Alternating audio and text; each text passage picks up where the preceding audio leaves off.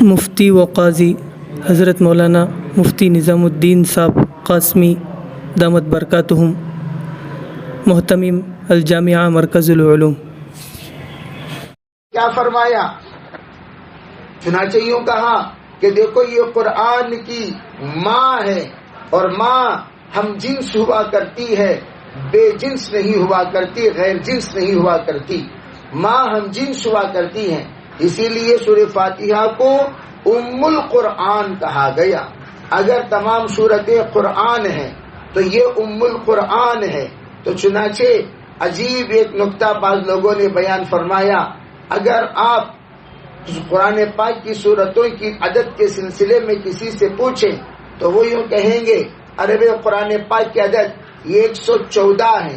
اگر آپ سورہ فاتحہ کو نکال کر آپ پوچھیں عرب قرآن پاک کی عدد کیا ہے تو فرمائیں گے عرب 113 ہے، 113 ہے۔ دونوں کو الگ الگ ذکر کیا جائے گا، 114 کہیں یا 113 کہیں۔ 113 کہنے والے وہ ہیں جنہوں نے سورہ فاتحہ کو قرآن میں شامل نہیں کیا، 114 کہنے والے وہ ہیں جنہوں نے قرآن پاک کو شامل کر لیا۔ فرمایا اسی وجہ سے تعداد آیات میں اختلاف ہو گیا، تو سورہ فاتحہ کی تعداد کوئی کہتا ہے 6 آیتیں ہیں، کوئی کہتا ہے 7 آیتیں ہیں، کوئی کہتا ہے 8 آیتیں ہیں۔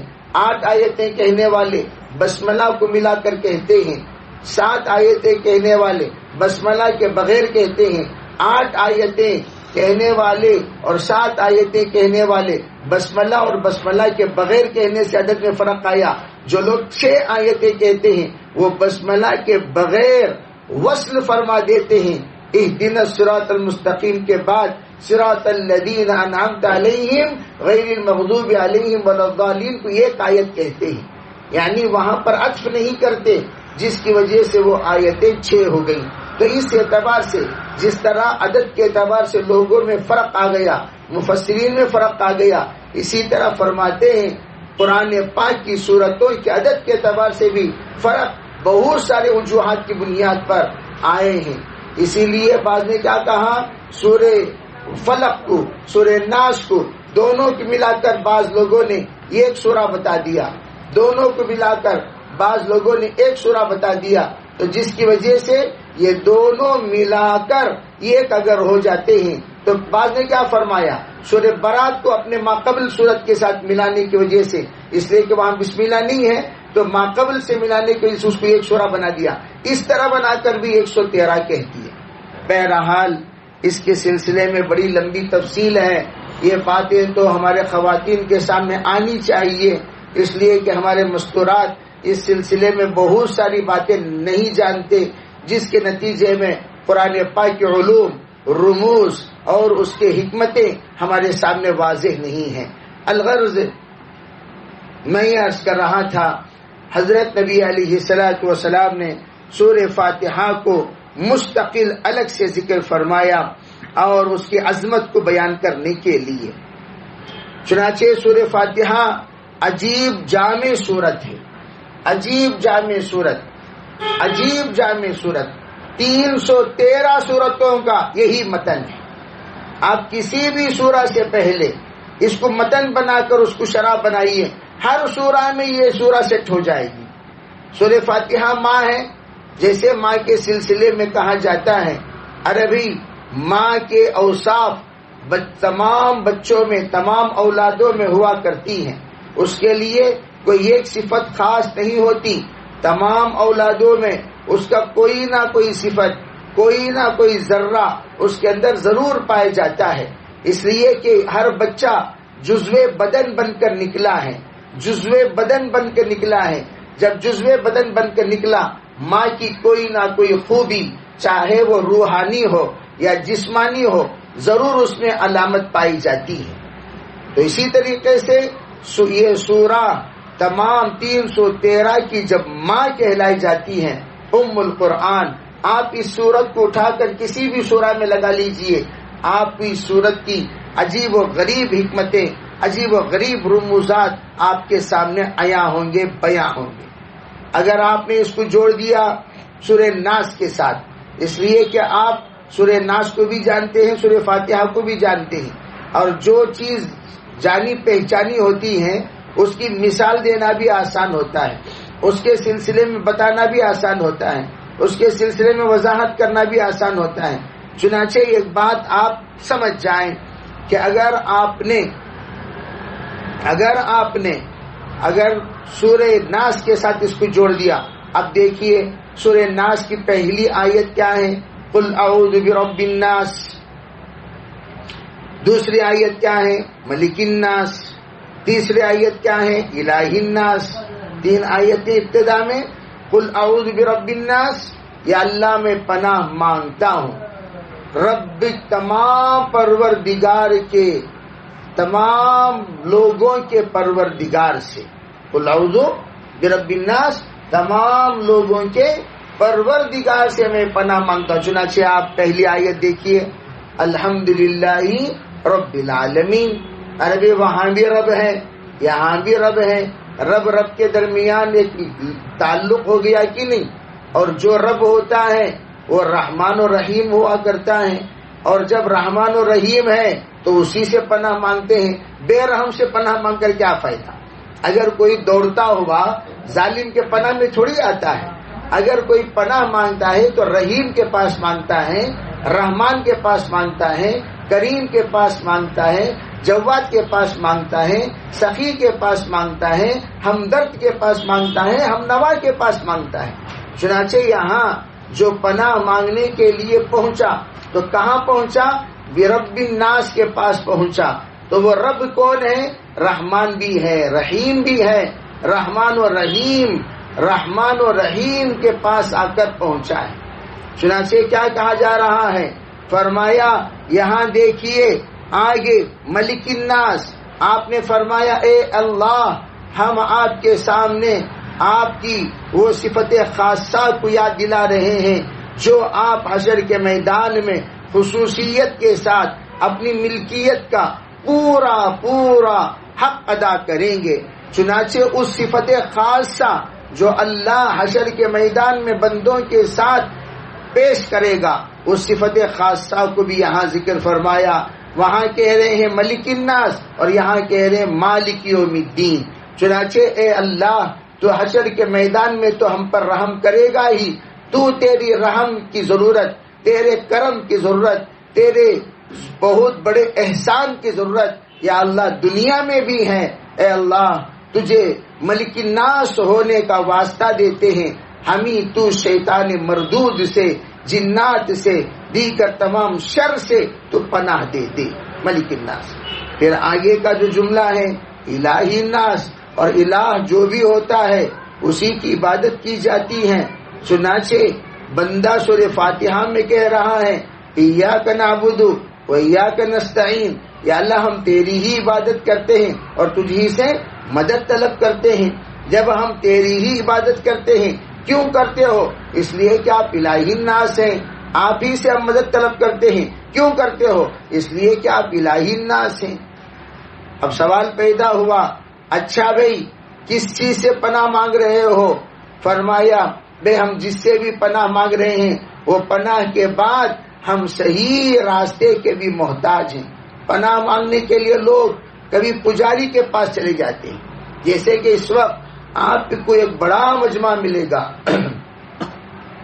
جو غیروں کے پاس جا کر پناہ مانگتا ہے، مندروں میں جا کر پناہ مانگتا ہے، پادریوں کے پاس جا کر پناہ مانگتا ہے، سیاست دانوں کے پاس جا کر پناہ مانگتا ہے، کوئی مالداروں کے پاس جا کر پناہ مانگتا ہے، زندیق کے پاس جا کر پناہ مانگتا ہے، کبھی کبھار یہود و نصارہ کے پاس جا کر لوگ پناہ مانگنے لگتے ہیں۔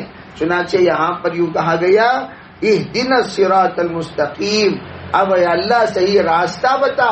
چنانچہ اللہ نے صحیح راستہ بتایا، تم پناہ مانگو، وَإِيَّاكَ نَسْتَعِينُ، مجھ ہی سے تم پناہ مانگ سکتے ہو، میرے علاوہ کسی اور سے تم پناہ نہیں مانگ سکتے۔ چنانچہ اللہ نے جب حکم دیا وَإِيَّاكَ نَسْتَعِينُ سے، چنانچہ ہم نے اللہ ہی سے پناہ مانگا، تو پناہ مانگنے کی فہرست ہم نے اللہ کے سامنے پیش کرنا شروع کیا۔ وہ کیا؟ صراط الذین انعمت علیہم کے ذریعے سے اللہ نے ہمیں عطا کیا، من شر الوسواس الخناس الذي يوسوس في صدور الناس من الجنة والناس. ہم نے پناہ مانگی. یہ کیا چیز ہے؟ فرمایا صراط الذین انعمت علیہم ہے، جس پر اللہ نے خصوصی انعام کیا. وہ صرف اللہ سے پناہ مانگتے ہیں. اور پناہ کس کس سے مانگتے ہیں؟ وہ من شر الوسواس الخناس، تمام خناس کے وساوس سے پناہ مانگتے ہیں. یہ سب انعمت علیہم والوں کی خصوصی صفت ہے. انعمت علیہم، جن جن پر اللہ نے خصوصی انعام کیا، وہ سب شیطان مردود سے پناہ مانگنے والے ہوتے ہیں. چنانچہ بندہ پناہ مانگ رہا ہے اور اللہ پناہ دے رہا ہے. اور پھر غیر المغضوب علیہم ولا الضالین، یہ کون ہے؟ من الجنۃ والناس، تمام جنات سے پناہ نہیں ہے، تمام لوگوں سے پناہ نہیں ہے. وہ لوگ جو لوگوں میں گمراہ ہو گئے، جو لوگوں میں مغضوب علیہم ہو گئے، ان سے میں پناہ مانگتا ہوں. مغضوب علیہم لوگوں سے، مغضوب علیہم جنات سے، والضالین لوگوں سے، ظالم جنات سے. ظالم لوگ ظالم جنات سے پناہ مانگتے ہیں. چنانچہ یہ جو بات میں نے بتائی، یہ بات بڑی تفصیلی اور تحقیقی بات ہے. القرآن یفسر بعضہ بعضا، قرآن اپنے بعض کو بعض سے، بعض حصے کا خود شارح ہو جاتا ہے. سب سے اعلیٰ درجے کی تفسیر علماء نے جس کو طے فرمایا متفقہ طور پر، جس میں کسی کا کوئی اختلاف نہیں ہے، جس کو عالم اسلام کا اجماع ہے، وہ اجماع القرآن یفسر بعضہ بعضا. قرآن تفسیر کرتا ہے اپنی تفسیر خود اپنی آیتوں ہی سے. چنانچہ یہ القرآن یفسر بعضہ بعضا کی ایک اعلیٰ درجے کی، بہترین، اعلیٰ ترین، افضل ترین، خوب ترین مثال ہے. بہرحال اس کو اللہ نے ذکر فرمایا. یہ ہمارے تفسیر کا پہلا حصہ ہے جو آپ حضرات کے سامنے ذکر فرمایا. میں نے بتایا 15 منٹ ہم تفسیر بیان کریں گے، 15 منٹ، اور 15 منٹ اخلاقیات پر بتائیں گے، اور 15 منٹ ہم مسائل پر بولیں گے. چنانچہ 15 منٹ اس وقت آپ حضرات کے سامنے 15 سے کچھ زائد آپ کے سامنے قرآن پاک کے سلسلے میں جو بات بتائی گئی، اللہ تعالیٰ اپنے فضل سے قبول فرمائے. شاید آپ کو احساس ہوا ہوگا اس بات سے کہ آپ قرآن پاک کی ابتدائی آیتوں کے سلسلے میں جو اہم معلومات آپ روزانہ یہ سورہ پڑھتے ہیں، ہر مرتبہ پڑھتے ہیں، اب ذرا سی انسیت ہو گئی. ہم سورہ فاتحہ میں جب پڑھتے ہیں تو کیا پڑھتے ہیں، سورہ ناس میں جب پڑھتے ہیں تو کیا پڑھتے ہیں. یہ اللہ کی طرف سے ایک نعمتیں ہیں جو اللہ نے ہمیں عطا فرمائی، اس کے ہم لوگ قدردان بننے چاہیے. چنانچہ آپ حضرات کے سامنے دوسری بات جو اخلاقیات سے متعلق ہے وہ یہ ہے کہ آپ اس سلسلے میں اچھی طرح جانتے ہیں رمضان المبارک کا جو روزہ ہے، رمضان المبارک کا جو روزہ ہے، یہ روزہ اخلاق سدھارنے ہی کا مہینہ ہے اور اخلاق سدھارنے ہی کے لیے ہے. چنانچہ میں ہمیشہ کہا کرتا ہوں، دیکھیے 5 بنیاد ہے، 5 بنیاد ہے تو 5 اس کی اصول اور فروع ہیں. جیسے 5 ایمانیات، عبادات، معاملہ، معاشرہ، اخلاق. ایمانیات کی بنیاد لا الہ الا اللہ ہے، کلمہ طیبہ. کلمہ طیبہ یہ ایمانیات کی بنیاد ہے، لا الہ الا اللہ. اب دوسری بات، عبادات کی بنیاد نماز، معاملات کی بنیاد زکوٰۃ، معاملات کی بنیاد زکوٰۃ، معاشرے کی بنیاد روزہ، اخلاقیات کی بنیاد حج. یہ 5 ہمارے شعبے اسلام ہیں، شعبہائے اسلام. اب 5 شعبہائے اسلام کے 5 اس کے بنیاد ہیں، 5 اس کے اصول ہیں. ایمانیات پر آپ بغیر کلمے کے عمل نہیں کر سکتے. آپ اگر ایمان لانا چاہتے ہیں سب سے پہلی بنیاد لا الہ الا اللہ محمد الرسول اللہ ہے. جب تک کوئی بندہ اپنی زبان سے کلمہ طیبہ کا اقرار نہیں کرتا، کلمہ طیبہ کا اظہار نہیں کرتا، کلمے کے سلسلے میں کچھ باتیں نہیں بتاتا، تو اس وقت تک اس سلسلے میں ہرگز کچھ کہہ نہیں سکتا. اس کو چاہیے کہ کلمے کے سلسلے میں مکمل طور پر اطمینان کے ساتھ اللہ کی وحدانیت کا، رسول کی رسالت کا وہ اقرار کرتا ہے تو گویا ایمانیات کی بنیاد ڈال دیا. اب کوئی عبادت کرنا چاہے تو عبادت کی بنیادی عبادت نماز. کوئی کہتا ہے نہیں ہمیں لوگ عبادت کرتی لیکن دل کی نماز پڑھ رہی، گردے کی نماز پڑھ رہی، انتڑیاں کی نماز پڑھ رہی، یہ سب نمازیں کوئی نماز نہیں ہوتی. نمازیں کوئی نماز عبادت کی بنیاد ہی نماز کے بغیر کوئی عبادت ہے ہی نہیں. بنیادی عبادت نماز. اگر کوئی نماز چھوڑ کر دنیا بھر کی عبادت کر لے، دنیا بھر کی عبادت کر لے، اس کی عبادت ہیچ ہے، نیچ ہے، اور وہ مردود ہے، ملعون ہے، اور وہ قابل عتاب ہے.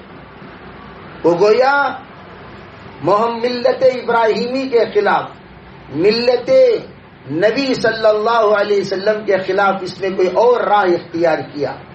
اس لیے فرمایا حضرت نبی علیہ الصلوۃ والسلام نے من صلی صلاتنا واستقبل قبلتنا واکل ذبیحتنا فهو مؤمن. فرمایا جو ہماری طرح نماز پڑھے اور ہمارے قبلے کو قبلہ بنائے اور ہمارے ذبیحہ کے مطابق کھائے وہ ایمان والا ہے. فهو فی ذمۃ اللہ و ذمۃ رسولہ. اس کو جنت میں لے جانا، اسے نجات دینا، اسے جنت کا راہ بتانا اللہ کے ذمہ ہے. ذمۃ اللہ و ذمۃ رسولہ یہ فرمایا. تو اب سوال یہ پیدا ہوتا ہے کہ عبادت کی بنیاد نماز ہے، تو نماز کے بغیر کیا اللہ تعالیٰ کوئی اور عبادت قبول نہیں کرے گا؟ دیکھو قرآن پاک حدیث پاک میں خود ہے اول ما حوسب به العبد یوم القیامہ الصلاۃ او کما قال علیہ الصلوۃ والسلام. سب سے پہلا حساب کتاب بندوں سے جو لیا جائے گا وہ نماز کا ہوگا. روایت میں کیا ہے؟ فَإِن صَلُحَتْ، اگر وہ نماز صحیح نکلی، صلح العمل کلو، تمام اعمال اس کے صحیح نکلے. نماز کا حساب لیا جائے گا، نماز صحیح ہوگی سب اعمال صحیح ہوں گے. نماز میں فطور ہوگا تمام اعمال کو اٹھا کر پھینک دیا جائے گا. اس لیے کہ بھئی پہلا سوال، جیسے خبر میں بھی 3 سوالات کریں گے، من ربک میں فیل بولے تو سب میں فیل ہونے. میں مادینک جانتا ہوں، من نبیک جانتا ہوں، نبی کا عاشق رسول ہوں، یہ سب نہیں چلے گا. من ربک میں فیل ہو گیا آٹومیٹک دونوں سوالوں میں فیل. ایسا نہیں ہو سکتا کہ من ربک کو پار کر کے وہ کہاں چلا جائے، من نبیک میں چلا جائے، یا ماذا تقول بهذا الرجل میں چلا جائے، یا ما دینک میں چلا جائے. اس طریقے سے ہو ہی نہیں سکتا. پہلا سوال میں فیل ہو گیا تو اس لیے کہ وہ تو ایمان والا ہی نہیں رہا جو من ربک کا جواب نہیں دیا. اسی طرح عبادات کی بنیاد جس وقت اللہ نے نماز کو بنائی، نماز میں فیل ہوتے ہی چاہے وہ 50 حج کیا ہوا ہو. جیسے حاجی بہت سارے بے نمازی ہوتے ہیں، 50 حج کیا ہوا ہو، رمضان کو عمرے کو چلے جاتے ہیں لیکن سال بھر نماز نہیں پڑھتے. یہ سوچتے ہیں کہ بھئی رمضان کا عمرہ کر لیا تو تمام گناہ کیا ہو جائے. جیسے کہ آپ نے فرمایا العمرۃ الی العمرۃ کفارۃ لما بینہما، ایک عمرے کے سے دوسرے عمرے کے درمیان جتنے گناہ ہوں گے وہ سب کے سب کا عمرہ کفارہ ہو جاتا ہے. تو لوگ کیا سمجھ جاتے ہیں عمرہ کرنے سے پچھلے گناہ پر پچھلے صغیرہ گناہ معاف ہوتے، کبیرہ نہیں. پچھلے صغیرہ گناہ معاف ہوتے، کبیرہ نہیں. کبیرہ کے لیے جیسے نماز، ترک صلاۃ اتنا بڑا کبیرہ گناہ ہے، جب تک اللہ اسے صحت مند رکھے اس کے قضا کرنا واجب ہے، فرض ہے. اگر اللہ اس کی طبیعت کو ایسی حالت میں لے جا کر پہنچا دیا اب اس کا صحت یاب ہونا ممکن نہیں ہے، ایسے موقع پر ہر نماز کا فدیہ ادا کرنا چاہیے، ہر نماز کا فدیہ ادا کرنا چاہیے، تب جا کر اس کے نماز، اس کے ذمے کی نماز اس کے اوپر سے ٹلے گی۔ تو الغرض میں یہ کہا کہ بنیاد نماز ہے۔ پھر نمبر 2، معاشرے کی بنیاد، معاشرے کی بنیاد روزے کو قرار کیا گیا۔ اب دیکھیے ماشاءاللہ رمضان مبارک میں روزہ رکھنے کے بعد کتنا بندہ بدل جاتا ہے، اس کی نظریں، اس کے خیال، اس کے سوچ، اس کی فکر، اس کی باتیں، اس کے جذبات، اس کی خلوت، اس کی جلوت، اس کا شب، اس کا روز، اس کے لمحات سب بدل گئے۔ ایسا ہو جاتا ہے غیر رمضان میں یہ بلی بھی دودھ پیتی تھی کیا کا قصہ ہو جاتا ہے۔ ایسا معصوم چہرہ، ایسا معصوم ادائیں، ایسے معصوم حرکتیں، ایسی تابع داری۔ ایک صاحب کہنے لگے، ایک صاحب ہے پورا رمضان اعتکاف میں بیٹھتے ہیں اور پورا رمضان قرآن پڑھیں گے، نماز پڑھیں گے۔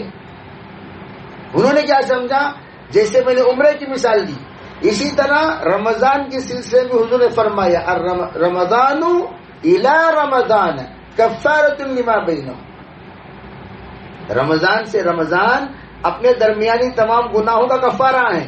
تو یہ کیا کرتے ہیں پورا رمضان، اور ایک گدھے نے فتویٰ دیا، کیا فتویٰ دیا، یہ فتویٰ دیا کہ جیسے نفل نماز رمضان المبارک کی ایک نفل نماز 70 نفل نمازوں کے برابر ہے، یعنی ایک فرض کے برابر، ایک فرض کے برابر جیسے کہا گیا۔ تو اس نے کیا کہا، جیسے ایک فرض نماز 70 فرض نماز کے برابر ہیں۔ تو اس جناب نے کیا کہا، اگر کوئی یہ نیت کرتے ہوئے فرض پڑھے، یا اللہ تو ایک فجر کو 70 فجر کے برابر بنایا، ایک فجر رمضان کے پہلے روزے کا فجر، 60 پر 9 فجر جو زندگی بھر میں نے قضا کیا اس کی ادا کر دی، نیت کرنے سے تمہارا رمضان مبارک کا ایک فجر کی نماز بھی ہو جائے گی اور اس کے ساتھ پچھلے چھوٹے ہوئے 60 پر 9 نمازوں کا قضا بھی ہو جائے گا۔ یہ انتہائی فضیلت پر گناہ کرنے کی جرأت ہے، یہ فضیلت پر گناہ کرنے کی جرأت، بے اللہ نے فضیلت رمضان کی بیان فرمائی، تو اس کا مطلب ہی نہیں کہ رمضان میں گناہ کرنے کی جرأت پیدا کرو، تو گویا گناہ کرنے کی جرأت پر فضیلت بیان کرنے کو کفر بیان کیا گیا۔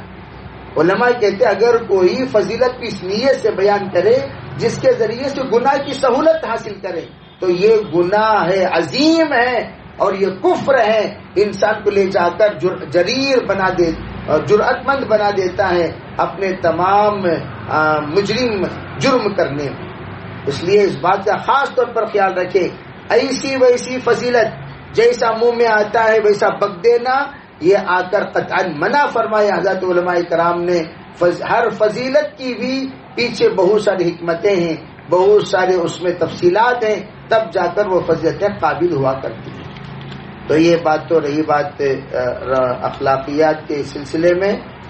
مسائل کے بارے میں آپ حضرات کے سامنے کچھ عرض کرنا ہے، وہ یہ کہ ایک خاتون نے چٹھی میں یہ بات بھیجی ہے، دیگر عرض یہ کرتی ہوں کہ 4 سال ہو گیا مجھے پلنگ میں بیٹھ کر نماز ادا کر رہی ہوں، مسئلہ یہ ہے کہ مجھے کمر میں درد بے حساب ہے، جگہ ہی بالکل کم ہے، کمر بہت چھوٹا ہے، کمرہ بہت چھوٹا ہے، میں بہت دنوں سے بیٹھ کر نماز ادا کر رہی ہوں، پاؤں موڑ کر بھی بیٹھنا نہیں جاتا، تو سجدہ کیسا کرنا، عمر بھی زیادہ ہے۔ دیکھیے ایک قاعدے کلیہ سمجھ جائیے، فرض کے لیے کھڑنا فرض ہے، فرض کے لیے کھڑنا فرض ہے، واجب کا قیام واجب ہے، سنت کا قیام سنت ہے، نفل کا قیام نفل ہے۔ کیا مطلب؟ قیام جیسے نماز کا درجہ ہوتا ہے ویسے اس کے قیام کا درجہ معذورین کے لیے خاص طور پر. اب مثال طور پر معذورین میں اگر فرض نماز ادا کر رہے ہیں تو آپ کھڑ سکتے ہیں، اس لیے کہ آپ کھڑے ہو کر ہی تشریف لائے، رہتے ہوئے تشریف نہیں لائے. تو اس کا مطلب کیا ہوا؟ آپ کے اندر کھڑنے کی استعداد ہے، طاقت ہے. تو فرض نماز میں آپ کو جتنا کھڑ سکتے اتنی دیر کھڑنا چاہیے، قیام کریں. پھر اس کے بعد آپ رکوع بھی کر سکتی ہیں، تھوڑا سا آپ جھک سکتے ہیں، جیسے کہ رکوع کے معنی کا تکأت الرأس، سر کو جھکانے کا نام رکوع ہے. سر کو جھکانے کا نام رکوع ہے. آپ رکوع کر سکتے، سر جھکا سکتے ہیں، تو آپ سر جھک جائیں، جتنا مختصر آپ کو جھکنا ممکن ہو جھک جائیں، تو آپ کا رکوع بھی الحمدللہ ہو جائے گا. اب رہی بات سجدہ کر نہیں سکتے آپ، فرض نماز کے لیے آپ سجدے کی گنجائش اگر نکل سکتی ہے آپ کے بدن میں تو نکال لیں، اگر نہیں نکل سکتی تو آپ کرسی پر بیٹھ جائیں. اب رہی بات واجب میں کرنا واجب ہے، کھڑے ہو جائیے. اب رہی بات تراویح میں کرنا سنت ہے، آپ کو اختیار ہے، کر سکتے ہیں تو کریے، نہیں کر سکتے تو بیٹھ جائیے. تو میں ہمیشہ کہا کرتا ہوں ہر ایک پیشنٹ، ہر ایک معذور کو چاہیے کہ وہ اپنا عذر مفتیان کرام کے سامنے واضح کریں. مفتیان کرام ہر معذور کی نماز کی شکل الگ الگ بتائیں گے، اس کے مطابق وہ اپنی نماز ادا کریں. مفتیان کرام بتائیں گے آپ کو قیام کیسا کرنا، رکوع کیسا کرنا، سجدہ کیسا کر سکتے ہیں.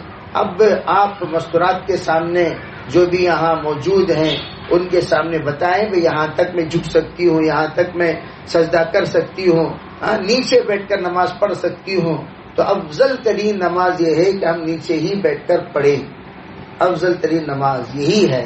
اگر آپ نیچے بیٹھنے سے بھی عذر رکھتے ہیں تو ایسے موقع پر آپ اپنے عذر کے مطابق آپ کو اجازت ہے کرسی پر بیٹھ کر نماز پڑھیں. اور ایک بات یاد رکھیں، کرسی پر 2 ہاتھ اور کمر نہیں ہونی چاہیے.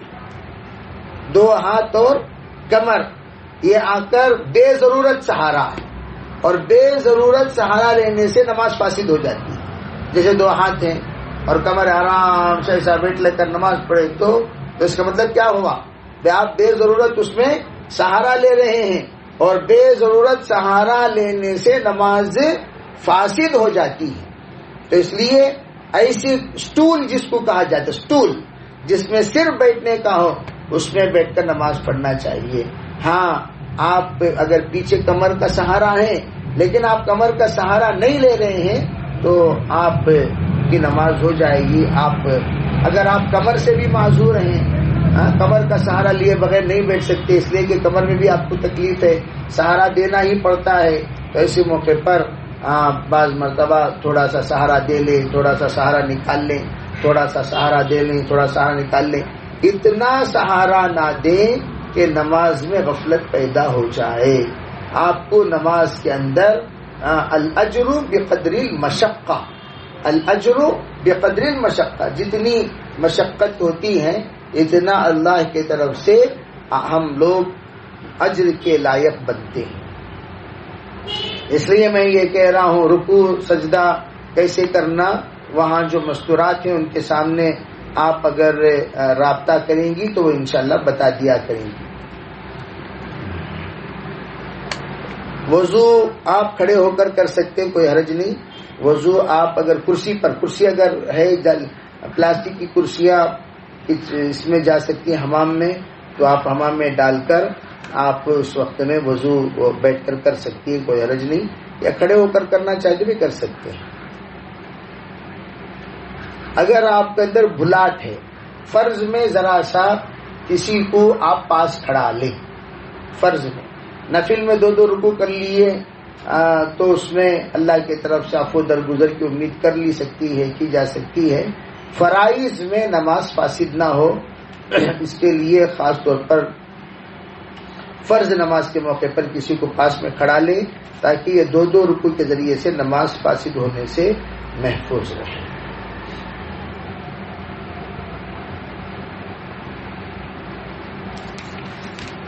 آمین آمین۔ کیا اپنے بھائی بہن کو زکوٰۃ دے سکتے ہیں؟ بھائی اگر بھائی بہن ہیں زکوٰۃ دینا چاہے تو دے سکتے، اس میں کوئی حرج نہیں ہے، زکوٰۃ دینے میں کوئی حرج نہیں۔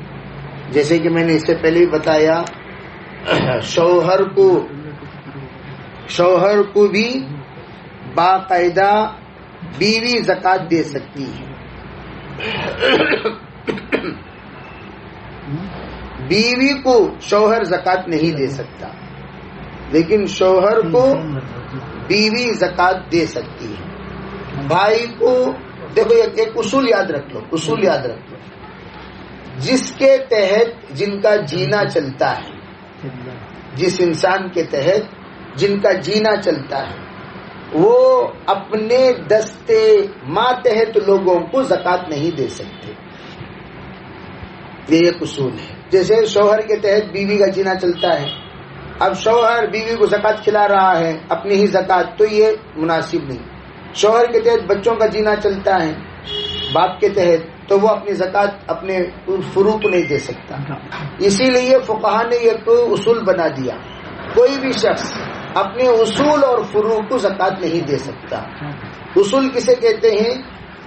میں ہوں، میرے دادا ہیں، میرے والد ہیں، میرے دادا ہیں، میرے پردادا ہیں، میرے مامی ہیں، میری والدہ ہیں، میری دادی ہیں، پردادی ہیں، ان کو اصول کہا جاتا ہے۔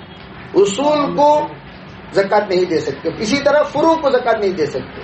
میں اپنے بیٹے کو، اپنے پوترے کو زکوٰۃ نہیں دے سکتا، اس کو یاد رکھ لیں۔ اصول کو یعنی اوپر جن سے ہم لوگ پیدا ہوئے ان کو زکوٰۃ نہیں دے سکتے، جو ہم سے پیدا ہوئے ان کو زکوٰۃ نہیں دے سکتے۔ یہ قاعدے کلیہ یاد رکھ لیں۔ یہ جو بھی آپ سے مسئلہ پوچھیں گے آپ اس بات کو سامنے رکھ لیں، وہ اصول ہیں کہ فروع ہیں، یعنی ہم ان سے پیدا ہوئے یا یہ ہم سے پیدا ہوئے، تو اگر نہیں ہے تو زکوٰۃ دے سکتے ہیں، اگر ہیں تو زکوٰۃ نہیں دے سکتے۔ شوہر 2 سال سے باہر ہو اور بات چیت بھی نہیں، خلا ہو گیا تو عدت کتنے دنوں کی ہے؟ خلا نہیں ہوا 1-2 سال نہیں، اگر 100 سال بھی انہیں الگ الگ رہا تب بھی دونوں کے درمیان خلا نہیں ہوا، دونوں کے درمیان نکاح ختم نہیں ہوئی، دونوں نکاح ختم نہیں ہوا، رشتہ ختم نہیں ہوا، شادی ختم نہیں ہوئی، دونوں میاں بیوی ہی رہیں گے۔ اسی لیے حضرت ابو حنیفہ رحمۃ اللہ علیہ فرماتے ہیں اگر کوئی شوہر غائب ہو گیا تو بیوی کو صرف 90 سال انتظار کرنی چاہیے۔ کتنے سال؟ 90 سال، جب تک کہ اس کو یقین ہو جائے کہ میرا شوہر مر گیا۔ 90 سال کے بعد وہ نکاح کر لے سکتے ہیں۔ یہ اجازت کس نے دی؟ حضرت امام صاحب رحمۃ اللہ علیہ سب سے زیادہ احتیاط والی پہلو پر فتویٰ دیتے ہیں جتنے مسائل میں، لیکن فتویٰ اس بات پر نہیں ہے اگر کسی کا شوہر غائب ہو گیا 3 سال تک، غائب ہو گیا تو 3 سال تک شرعی طور پر جس طرح تلاش کرنے کا حق ہے اس طرح تلاش کرے، قاضی صاحب کے پاس اپنا مقدمہ دائر کرنے کے بعد 3 سال تک تلاش کرنے کے بعد اگر نہیں ملا تو قاضی دونوں کے درمیان فسخ نکاح کرا دے گا اجتماع آراء کو لے کر، جبکہ کما حق ہو تلاش کرنے کا حق ادا کرے۔ یہ ایک شرط ہے اس کے سلسلے میں۔ اس لیے یہ 2 سال 3 سال بات چیت نہیں ہے، جدا ہیں، اس سے کچھ بھی فرق نہیں پڑتا، خلا ولا واقع نہیں ہوتا، تا وقت کے دونوں کے درمیان نکاح شرعی طریقے سے ختم نہ کیا جائے۔ 15 سال سے شوہر باہر ہیں، جانے سے پہلے ایک طلاق ہو گیا تو پھر بعد میں 15 سال بعد عورت نے خلا لے لیا تو اب کیا عدت میں بیٹھنا ہے؟ ارے وہ طلاق جب دے دیے اسی وقت جو ہی آپ کے 3 مینسس گزرے تو آپ کی عدت ختم ہو گئی۔ ہاں، آپ کی عدت بے طلاق رجعی دینے کے بعد اگر رجوع نہ کرے تو آٹومیٹک یہ طلاق رجعی دینے کے بعد اگر آپ رجوع نہیں کیے تو آٹومیٹک کیا ہوا؟ فرماتے ہیں آپ کا دوسرا طلاق بھی پڑ گیا عدت ختم ہونے کے بعد۔ اب آپ کی جب دوسری طلاق بھی دوسرے طلاق کے ذریعے سے آپ جب جدا ہو گئے تو اب آپ کا کوئی خلا لینے کے بعد عدت پہ بیٹھنے کی کوئی ضرورت نہیں ہے۔ تراویح میں اگر 4 رکعت چھوٹ جائے تو کیا اس کو وطر کے بعد پڑھ سکتے ہیں؟ پڑھ سکتے ہیں، کوئی حرج نہیں۔ عمرہ فقط نماز، قضائے عمری، نماز روزے کی نیت کس طرح کرنا چاہیے؟ صرف قضا روزہ قضا نماز کہنا کافی ہے؟ نہیں، اصل میں اس میں بھی ایک بات آپ سمجھ جائے، ہمیشہ کے لیے ایک بات سمجھ جائے، جب بھی قضا نماز پڑھنے کا موقع ہے، آپ کو کیا کرنا؟ یا اللہ میری زندگی میں پہلی مرتبہ جو فجر کی نماز قضا ہوئی اسے میں ادا کر رہی ہوں، پہلی بار ظہر، پہلی بار عصر، پہلی بار مغرب، پہلی بار عشاء، اس طرح نیت کر لینا۔ پھر اس کے بعد جو نیت کرو گے یا اللہ اس کے بعد جو فجر، اس کے بعد جو ظہر، اس کے بعد جو عصر، اس کے بعد جو مغرب، اس طرح آپ نیت کریں گے، آٹومیٹک من جانب اللہ جہاں جہاں آپ کی نمازیں چھوٹی وہاں یہ نمازیں فیڈ ہوتی ہوئی چلی جائیں گی۔ اسی طرح روزے کے بارے میں بھی اللہ پہلی بار جو روزہ قضا ہوا، پہلی بار، پھر اس کے بعد کہتے ہوئے قضا روزہ رکھتے ہوئے چلی جائیں، انشاءاللہ خود بخود وہ قضا روزے جا کر فیڈ ہو جائے گی، اس میں کوئی حرج نہیں ہے۔ اس طرح نیت کر لیں، یہ آسان نیت ہے، حساب کتاب آپ رکھ لیجئے کتنی نمازیں آپ نے چھوڑی ہیں، اس اعتبار سے ایک اندازے سے اتنی نمازیں آپ قضا کر لیں۔ اور اس سلسلے میں ایک بات یاد رکھو، قضا روزے اور قضا نمازیں جن کے ذمے ہیں، غور سے اس بات کو سماعت کریں، ان لوگوں کو نفل پڑھنے سے افضل قضا، نفل پڑھنے سے افضل قضا، سنت غیر مؤکدہ پڑھنے سے افضل قضا، اشراق، چاشت، اوابین پڑھنے سے افضل قضا، تہجد کی نماز البتہ 2-4 رکعت پڑھ لیں، لیکن تہجد سے بھی افضل قضا ہی ہے۔ لیکن تہجد اپنے وقت کے اعتبار سے بھائی فضیلت کی چیزیں پڑھ لیں، 2 رکعت پڑھ لیں، البتہ آپ کی تسلی کے لیے چلو میں اشراق پڑھ رہی ہوں 2 رکعت، چاشت پڑھ رہی ہوں 2 رکعت، لیکن قضا سب سے زیادہ افضل ہے۔ قضا کرنا یہ آ کر فرض ہے، فرائض کا قضا فرض ہے، قضا اصل میں آپ پر قرض ہے اور قرض ادا کرنا فرض ہے، اس لیے آپ ہر حال میں قضا ادا کریں۔ اللہ تعالی ہمیں سبھی کو عمل کرنے کی توفیق عطا فرمائے، اللہ تعالی ہر طرح کے خیر مقدر فرمائے، ہر طرح کے شر صفات فرمائے۔ جو بھی مسائل بتائے گئے اللہ اپنے فضل سے اپنا ہمارے ان مسائل کے مذاکرے کو قبول فرمائے۔ ماشاءاللہ آپ حضرات تشریف لائیں اور بڑے اہتمام کے ساتھ آپ نے سماعت کی۔ آپ کو اندازہ ہوا ہوگا کہ ہمارے اور ایک سوال رہ گیا، اگر روزے کی حالت میں کھانسی کی وجہ سے نماز کے دوران بلغم اگر اندر چلے جائے تو اس کا مسئلہ کیا ہے؟ اس میں کوئی حرج نہیں۔ دیکھو منہ کے حلق کے باہر آ گیا تو اسے اندر نہیں بھیجنا، نماز روزہ فاسد ہو جائے گا۔ باہر آ گیا تو اسے منہ میں ہی رکھیں۔ اگر آپ کو حد سے زیادہ بے قراری ہو تو نماز سے جا کر آپ تھوک کر آئیں، بشرطے کہ آپ کو وقاری ہو رہی ہو، الٹی ہو رہی ہو، یا آپ اس کو سنبھال سکتے ہیں تو سنبھال لیں، سنبھال کر سلام کے بعد جا کر اسے تھوک دیں۔ اگر نہیں وہ آٹومیٹک آیا چلا گیا، اب ہمارا اس میں کوئی دخل نہیں ہے، اس کو نکالنے میں، اس کو بھیجنے میں ہمارے طرف سے کوئی دخل نہیں ہے، تو ایسے موقع پر روزہ فاسد نہیں ہوا، روزہ جو کا تو رہ گیا۔ اور ایک مسئلہ جو ماشاءاللہ اس وقت ہم لوگوں نے 6-7 مسئلے بتائے، اور آپ کو یہ بات معلوم ہونی چاہیے کہ ایک مسئلہ ایک باب ہے، ایک عنوان ہے، اور ایک باب مسئلہ سیکھنا 1000 رکعت نماز پڑھنے سے افضل۔ لوگ ماشاءاللہ غیر افضل کو افضل سمجھ کر غیر افضل میں زیادہ مشغول رہتے ہیں۔ 2 رکعت نماز پڑھنے کو تو افضل سمجھیں گے، مسئلہ سیکھنے کو غیر افضل سمجھیں گے۔ حالانکہ بھئی مسائل سیکھیں گے تبھی تو نماز درست ہوگی، مسائل سیکھے بغیر نماز کیسے درست ہو سکتی ہے؟ آپ نے ایک روزے کا مسئلہ پوچھ لیا، میں نے آپ کو مسئلہ بتایا، اگر آپ یہ مسئلہ نہیں جانتے تو پھر کیا ہوگا؟ وہ روزہ فاسد ہو گیا آپ کا، پھر بھی آپ یوں سمجھ رہے ہیں کہ روزہ ہمارا فاسد نہیں ہوا، حالانکہ روزہ آپ کا فاسد ہو چکا ہے، روزے کا قضا کرنا آپ پر واجب ہو گیا، فرض ہو گیا، پھر بھی آپ کو اس کا علم نہیں ہے، تو کتنے روزے ہمارے ذمے؟ اس طرح ایک مسئلہ نہ جاننے کی وجہ سے کتنا بڑا نقصان ہوگا۔ تو اس لیے 1000 رکعت، گویا کہ 7 مسئلے آپ نے پڑھے تو 7000 رکعت نماز پڑھنے کا آپ کو کیا مل گیا؟ ثواب مل گیا. تو اللہ تعالی ہمارے جڑنے کو، جمنے کو، سننے کو، سنانے کو، بیٹھنے کو قبول فرمائے، اور پابندی کے ساتھ اللہ تعالی ہمارے آنے کو، جڑنے کو آسان فرمائے. اور آتے وقت کل بھی جیسے میں نے گزشتہ بھی بتایا، آج بھی کہہ رہا ہوں، اور جو اس وقت ہمیں سن رہے ہیں فون کے ذریعے سے، وہ احباب سے بھی گزارش ہے کہ تمام خواتین کو خاص طور پر دعوت دے کر اس وقت میں شریک ہونے کو کہیں.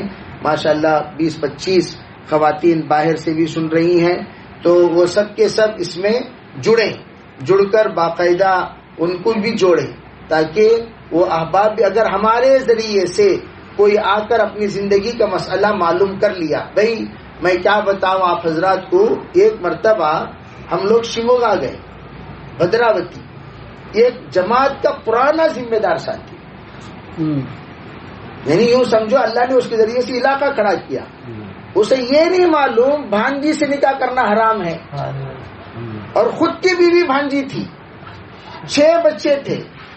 میں اتفاق سے بیان کرتے کرتے، حلال و حرام کی بات کرتے کرتے، میں مستورات میں یہ بتایا کہ بھائی بھانجی سے نکاح کرنا حرام ہے، یہ حرام ہے، بات میں بتاتا جا رہا ہوں. وہ بیچارہ آ کر اتنا رویا، کیا حضرت حرام کیا ہو حرام. تو وہ بیچارہ روتے روتے کیا کہا، میری بیوی میری بھانجی تھی.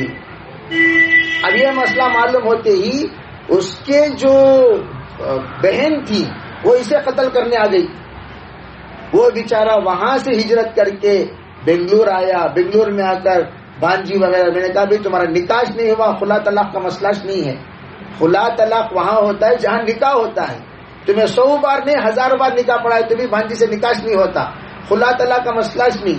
اب کرنا کیا، بھائی اس کا نکاح الگ کرو، تمہارا نکاح الگ کراؤ. چنانچہ وہ لوگ الگ الگ نکاح کر کے ابھی بھی بنگلور میں، ٹمکور میں جی رہے ہیں. تو میں یہ عرض کرنا چاہتا ہوں، ایک مسئلہ نہ جاننے کی وجہ سے پوری زندگی تباہ و برباد ہو گئی. اب آپ اندازہ لگائیے مسائل کی کتنی بڑی اہمیت ہے. حالانکہ ماشاءاللہ 5-6 سال سے انہوں دین کے کام میں جڑے ہوئے ہیں، لیکن مسائل سے واقف نہ ہونے کا یہ بہت بڑا سنگین انہوں نے معاملہ کا سامنا کرنا پڑا. اللہ نے آسان کیا. پورے بھانجی. بھائی بھانجی سے مراد جب بھی مسئلہ کہا جاتا ہے، یاد رکھو، جب بھی مسئلہ بولتے ہیں سگی کچھ بولتے ہیں، سو روڈ میں آنے جانے والے بھانجی کو، اڑوس پڑوس بھانجی کو سب نہیں بولے. بھانجی بولے تو ہمیشہ جب بھی مسائل میں کہا جاتا ہے وہ سب کے سب سگی ہی ہوا کرتی ہیں. خلیری بھانجیاں، جب خلیری بہن سے نکاح کرنا درست ہے تو خلیری بھانجی سے نکاح کرنا کیوں درست نہیں ہے؟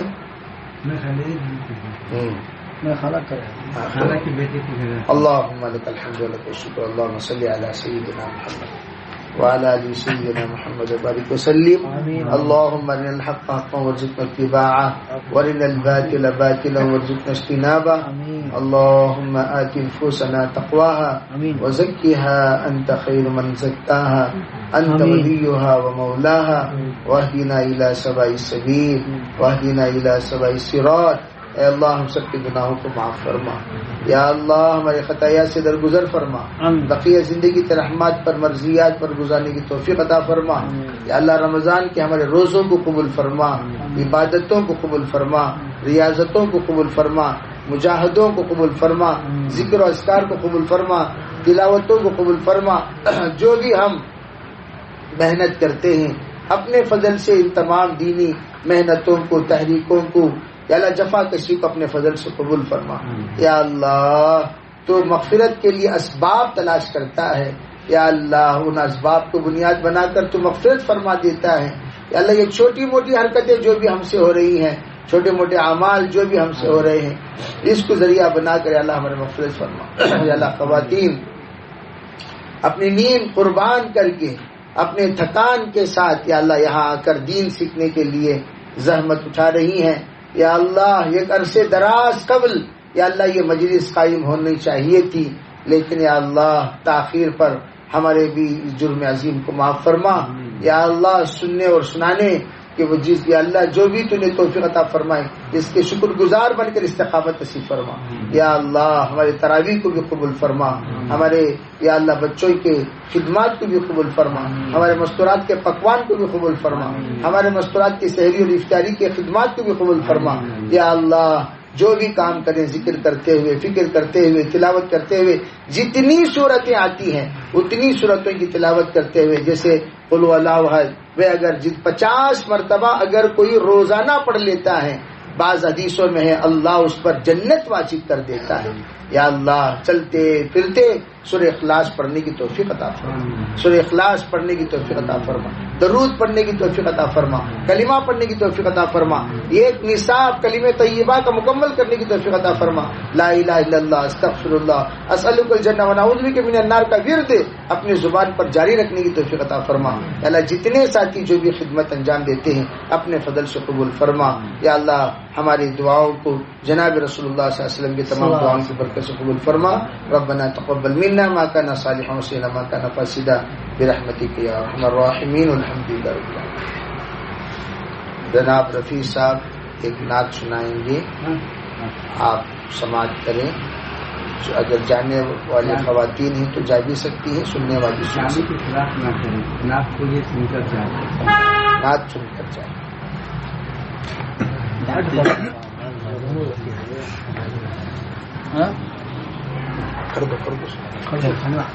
السلام علیکم بولنا بھی.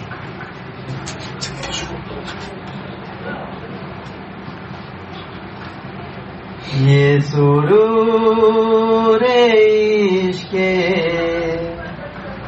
رسول ہے,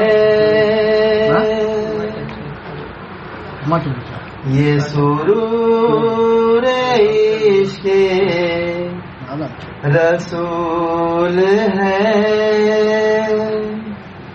تو اسی سرور میں گائے جا. مجھے نعت سننے کی آس ہے, مجھے نعت سننے کی آس ہے, مجھے نعت پڑھ کے سنائے جا. مجھے نعت سننے کی آس ہے, مجھے نعت پڑھ کے سنائے جا. تجھے دل ملا ہے تو اپنا دل شہدو جہاں پہ نثار کر. تجھے دل ملا ہے تو اپنا دل شہدو جہاں پہ نثار کر. تجھے سر ملا ہے تو یاد رکھ, تجھے سر ملا ہے تو یاد رکھ, اسے رب کے آگے جھکائے جا. تجھے سر ملا ہے تو یاد رکھ, اسے رب کے آگے جھکائے جا. مجھے نعت سننے کی آس ہے, مجھے نعت پڑھ کے سنائے جا. غم مصطفیٰ جو قریب ہو تو بلند اپنا نصیب ہو.